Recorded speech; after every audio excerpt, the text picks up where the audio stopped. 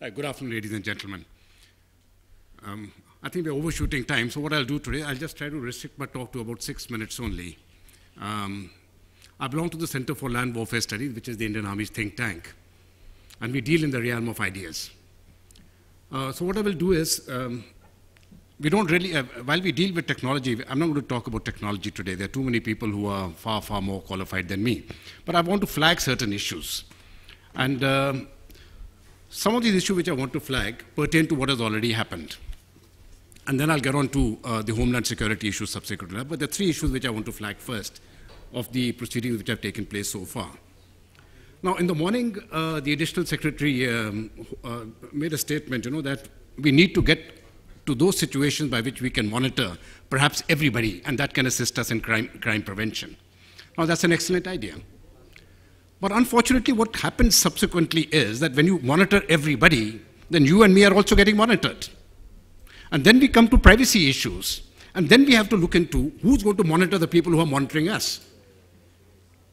Because so long as the crooks are doing it, we have the police to sort them out. But who's going to sort out somebody from within the establishment? And when we look at privacy issues, I think these are very serious, these issues are of very serious concern. They involve human rights. They involve your rights. They involve my rights. They involve the rights of our children. And I don't think we can afford to be complacent on that. All governments and all political parties do not necessarily have to be altruistic. They look after their interests. And if their interests clash with our interests, I think we need to be careful on that score. I think this is something which needs to be flagged. It's a very serious concern in the United States where practically everybody can get monitored. And the scope for misuse of that monitoring, I think, is tremendous. That's one.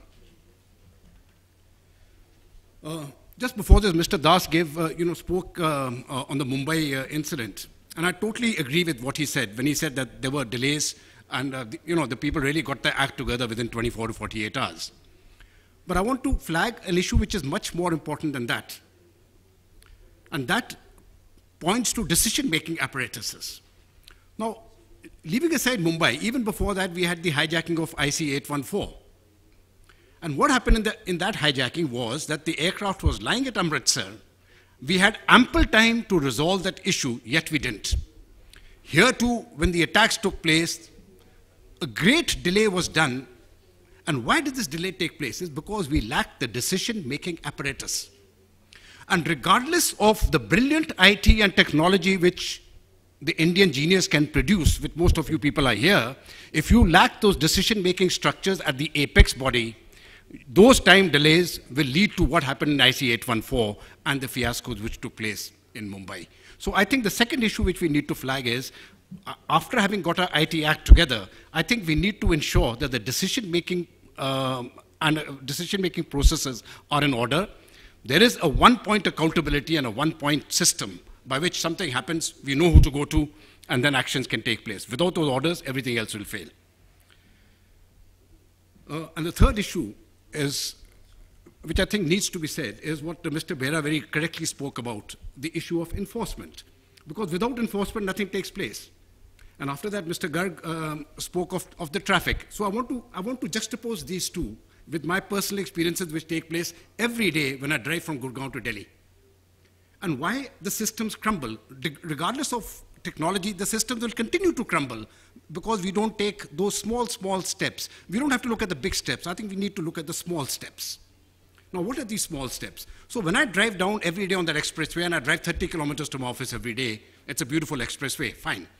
Now, when the people want to get on off the slip road, onto the slip road, you will find that incidentally there's one line, then it becomes two lines, and there's a policeman standing there. Now, there are two lines, and there are about 40 cars, so there are 40 plus 40, 80 disciplined people waiting for that turn, fine. Now, the 81st chap comes along, he breaks those lines, he comes right in the front, and he's allowed to get through. So then we have the third line, we have the fourth line, then we have the expressway getting jammed. Now the question is, it is not just law enforcement. It is because that law is not enforced, you are motivating other people to break that law. Because then the chap will say, okay, he's getting away, so why shouldn't I do it? So I think these are very important issues. Unless we address those issues these are governance issues, unless we address those issues, I think a whole lot of what we are talking about won't really get addressed. Now, getting back to the homeland security issues, and I want to just flag 3 points. As I said, I'm dealing in the realm of ideas. One, when you look into the geopolitical situation today, next year, the US withdrawal will take place from Afghanistan. Mr. Hafiz Saeed, our good friend whom we let go post the 814 hijacking, has made a statement that I will attack India then. That means a whole lot of these Talibani chappies will come across and they will target India. Fine. As far as the militants are concerned, the Indian Army, I can assure you, will take good care of them. I really don't see any concern whether they're 10, 100, 1,000 or 10,000. They'll be handled. But I have a different concern which I would like to put across to you, and how that is to be handled will remain the defining challenge, in my view. I may be wrong, and I certainly hope I'm wrong. But in my view, that will be the defining challenge. Now, the thought process goes like this, that when Afghanistan got Talibanized a decade ago, millions of Afghans who did not want to live under that regime fled Afghanistan, and they moved into Pakistan, and they made an internal security situation for Pakistan. Today, Pakistan is collapsing. They've got a very serious internal security situation on their hands, which they are not able to handle. And their economy is an absolute shambles. Today, if the Americans withdraw the money, Pakistan will collapse within 48 hours. It's an artificial construct as of now. Okay. But they will survive. Now, the problem is, if you have an Islamized government in Pakistan on the lines of the Taliban of Afghanistan, so theoretically, if you have people from the Tehreek-e-Taliban Pakistan coming into power and imposing certain laws on the people of Pakistan, the way the Afghan government did to the people of Afghanistan, then we will have millions of Pakistanis who would like to run away too. And the question is, if those Pakistanis want to run away, where are they going to run to? They can go to Iran, perhaps, but Pakistanis are Sunni, Iran is Shia. They can go north to the Central Asian republics, perhaps some of them. Afghanistan will be equally bad. So where do they run? So you have one border left, and that is India. When I had given this thought to one of the former diplomats, a very, very senior diplomat, he told me, he says, no, this won't happen. He says, Pakistanis hate India so much, regardless of what it is, they won't come. I hope he's right. But my instinct tells me he'll be wrong. What we need to do, we need to ensure that the fence which we have created on the western border, which is being manned by the BSF, is secure.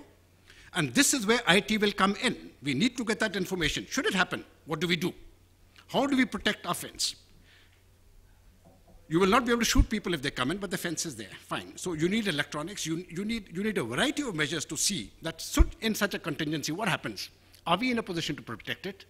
And theoretically, if some people do enter, along with those innocent people, because most of them will be innocent, but along with the innocent will come the jihadi elements, will come the smugglers, the drug peddlers, everybody will be there.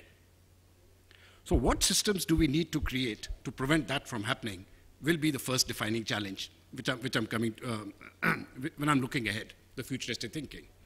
The second, let us look at our border towards the north and the east, China. There has been a distinct drawdown as far as the Chinese were concerned in giving support to militant terrorists in India's northeast. From the 80s, it declined tremendously. But I don't think that situation is there anymore. And that support has started rising again. So I think this is the second defining challenge as to how we address those issues, looking into the means by which Chinese support is coming to insurgents in India and what sort of support will come. But more importantly, while the security forces will be able to handle the security part of the threat, I think that another threat which is going to come, which directly involves cyber warfare, is something which I think we need to be very concerned about. And again, this is my personal opinion, but I'm very, very certain of what I'm saying. If the next conflict breaks through with China, please take it from me, ladies and gentlemen, it will not start on the mountains. It could very well start in the Mumbai Stock Exchange. It could very well start in your IT hub at Bangalore. It could very well start in any of our financial markets or in governance structures in Delhi. It will be a cyber attack, and that is the one which is going to come in first. So when we are looking at conflict, we are looking at those sort of situations which are very serious situations, and they have the capability. We need to develop appropriate countermeasures and appropriate offensive measures to ensure that should something like that happen, we are able to take them on. And the third issue which I would like to flag is when we are looking at the red corridor, where we keep getting different figures from different organizations. That doesn't really matter. A very large number of districts are affected partially, but when we are looking at the more seriously affected districts, we are looking at a number of about 20 to 30 odd districts which are more seriously affected, basically in Jharkhand and Chhattisgarh, partially in Bihar. So the new form of threat which the Maoists are going to now try to bring out is try to enter into the urban areas. Some form of it is already in progress, the way they are infiltrating into universities like the Jawaharlal Nehru University, right, into various NGOs which are propagating social causes. So how those activities need to be monitored, I think will be the third defining challenge as far as the homeland security of the country is concerned. My job is to really flag it out. We have got the security experts here, the technical experts on this side. I belong to the thinking category to put it on the table. Thank you, ladies and gentlemen.